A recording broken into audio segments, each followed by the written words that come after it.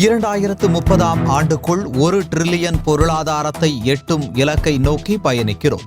தமிழ்நாடு முதலீட்டு மாநாட்டில் முதலமைச்சர் மு.க.ஸ்டாலின் தகவல்.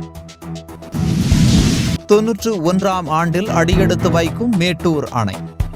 90 ஆண்டுகள் கடந்தும் கம்பீரமாக நிற்கும் மேட்டூர் அணையை கொண்டாடி மகிழும் மக்கள். திருப்பதி அருகே ஸ்ரீசைலம் பகுதியில் நிலச்சரிவு ஏற்பட்டதால் போக்குவரத்து பாதிப்பு.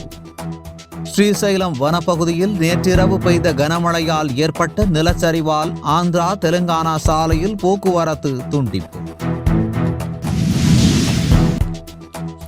நீர்நிலை ஆக்கிரமிப்பு தொடர்பாக தமிழக தலைமை செயலாளர் பதிலளிக்க ஐகோர்ட் உத்தரவு.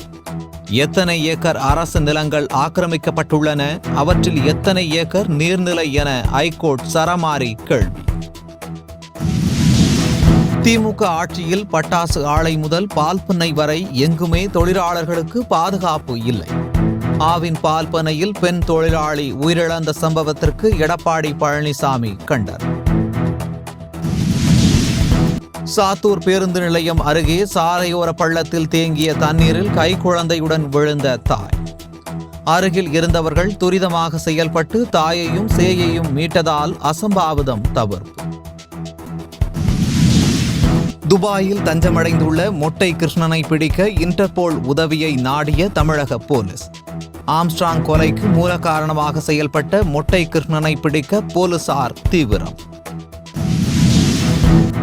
எதிர்க்கட்சிகள் போராடத்தான் முடியும், ஆனால் ஆளுங்கட்சியால் தான் நிறைவேற்ற முடியும்.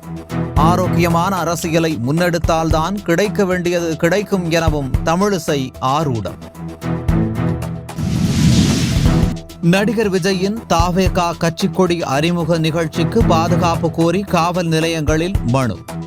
சென்னை பனையூரில் உள்ள கட்சி அலுவலகத்தில் நாளை காலை தாவேகா தலைவர் விஜய் கட்சிக்கொடியை ஏற்ற உள்ளதால் கடும் கட்டுப்பாடு. கொடியேற்றும் நிகழ்ச்சிக்கு பாதுகாப்பு வழங்க கோரி மனு.